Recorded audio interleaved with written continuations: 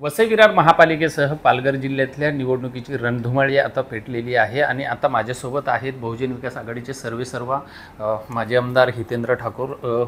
आपण काय सांगणार की सर्वांची भार आपल्यावरती आहे, वसई विरारची निवडणूक आणि पालघरची निवडणूक आपली कुणाकुणासोबत काय चर्चा झालेली आहे, आपली काय भूमिका आहे?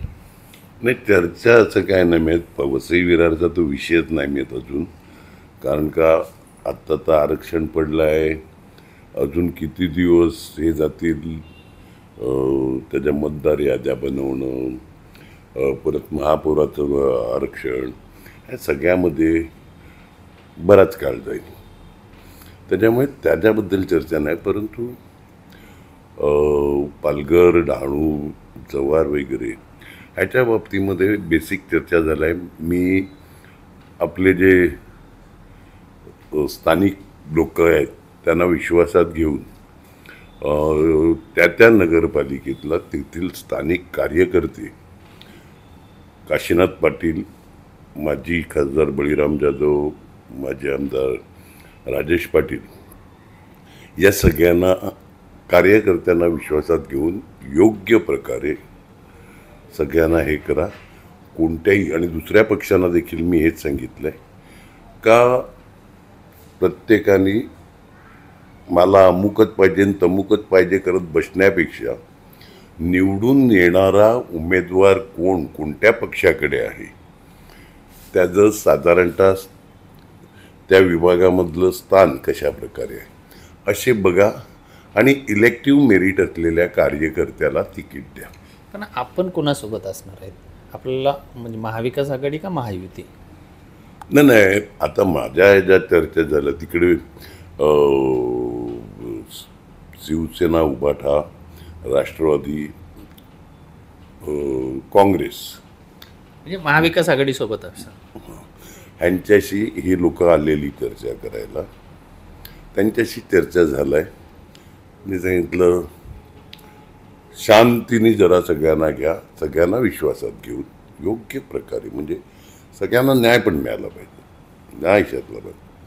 युती धर्म पाळत असताना कधीतरी कोणावर तरी अन्याय होतो, एखाद्याला मागे पुढे करायला लागतं, तर ते सगळं जरा समजून घ्या, एवढंच मी सांगितलेलं आहे। आपण 2 दिवसापूर्वी उभाटाचे काही लोकप्रतिनिधीसुद्धा आपल्याकडे प्रतिनिधी स्वरूपामध्ये आले होते, त्यामध्ये अमोल कीर्तीकर असतील, पुतनीस असतील, यांनी येऊन आपल्यासोबत काय चर्चा केली आणि वरिष्ठ लेवलला शरद पवार साहेब असतील किंवा राज ठाकरे असतील किंवा उद्धव साहेब असतील, यांच्यासोबत आपली या ठिकाणावरती काही चर्चा झाली का? साधारणतः उद्धव साहेब असतील, राजसाहेब असतील, आदरणीय पवार साहेब असतील, या बारक्या इलेक्शनमध्ये इन्स्ट्रक्शन देतात फक्त का तुम्ही स्थानिक लेवलला हे करा। त्यांच्या लेवलला बोलण्याच्या कुठे नगरपालिकेची आणि नगरपंचायतीची इलेक्शन राज्य पातळीच्या नेत्यांची बोलण्यात काय मतलब आहे? स्थानिक कार्य, मग मी स्वतः अजून पालघर, डहाणू, जव्हार कुठेही गेलो नाही का? मग आमच्या लोकांचे आग्रह वाढतील, त्याच्यापेक्षा समजुतीने होते ना, सामंजस्याने तुम्ही बसतायत ना, आटपा, नाही झालं तर पुढे काय ते बघू।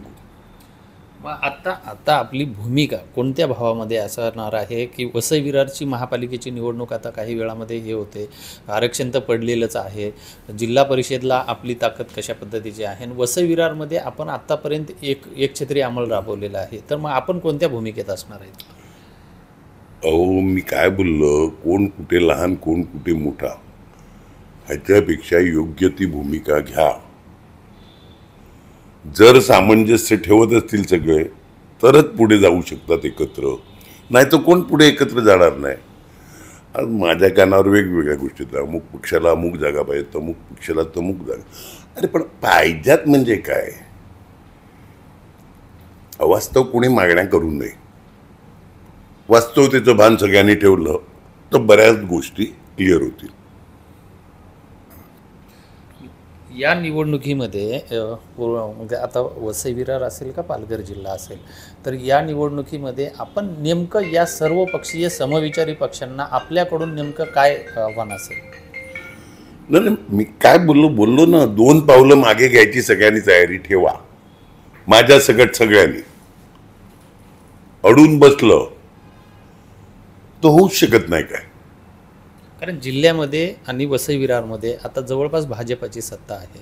मग या सगळ्या सत्तेला जर थांबवायचं असेल तर नेमकी कुठली भूमिका महत्त्वाची आहे? अहो तेच तर बोलतोय, सगळ्यांनी 2 पावलं मागे घेण्याची भूमिका घेऊन पुढे गेले. सिंहावलोकन करायचं असते का माणसाने मागे वळून बघायला लागते का आपण किती पल्ला कापलाय आणि किती कापायचा बाकी आहे, हे करा. मी तुम्हाला एक सांगतो, कोणाची शक्ती वाढली का कमी झाली, कशामुळे झाली त्याच्याबद्दल आता चर्चा नाही करायची. मला जे आहे ते आहे, काढू, काय कठीण नसते.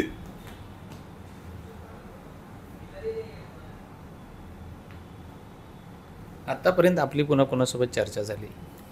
अहो हे सगळेच पक्षाचे भेटले ना मला तिकडूनचे, आणि मी काय बोललो का आमच्या 3 नेत्यांवर आम्ही टाकलाय आणि स्थानिक लोक बळीराम जाधव, राजेश पाटील, काशीनाथ पाटील आणि स्थानिक कार्यकर्ते ते आमचे नेतेच आहेत ना, आणि त्यांनी घेतलेले निर्णय मला मान्य असतील ना.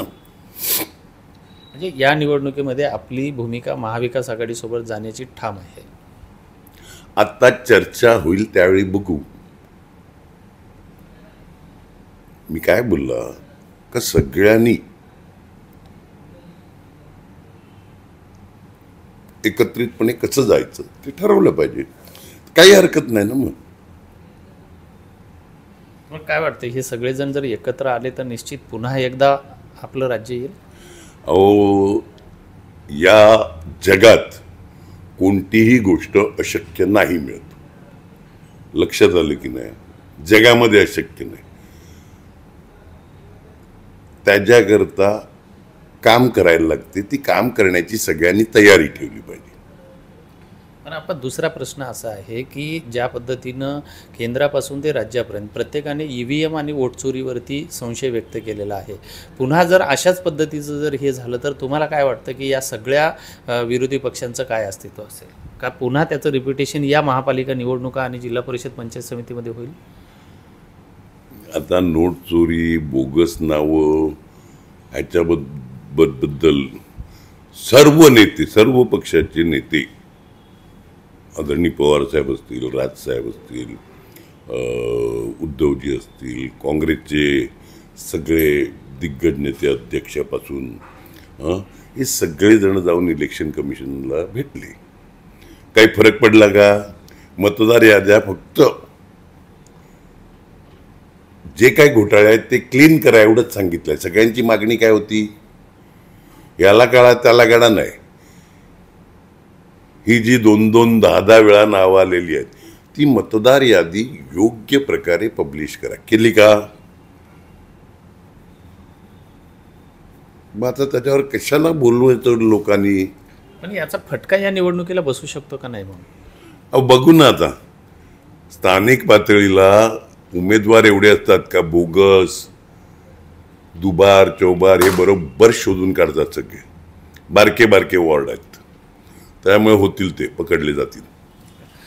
निश्चितच हे होते बहुजन विकास आघाडीचे सर्वेसर्वा हितेंद्र ठाकूर. आणि या निवडणुकीमध्ये निश्चितच आम्ही जे बोगस मतदार आहेत, EVMचा जो काही घोळ असेल या निवडणुकीमध्ये आम्ही निश्चित त्याला कसं शोधायचं हे शोधण्याचा प्रयत्न करूच. मात्र या निवडणुकीमध्ये आमची महाविकास आघाडीसोबत बवी जाणार हे मात्र एकंदरीत बोलण्यावरच स्पष्ट झालं आहे. विजय गायकवाड, TV9 मराठी, पालघर.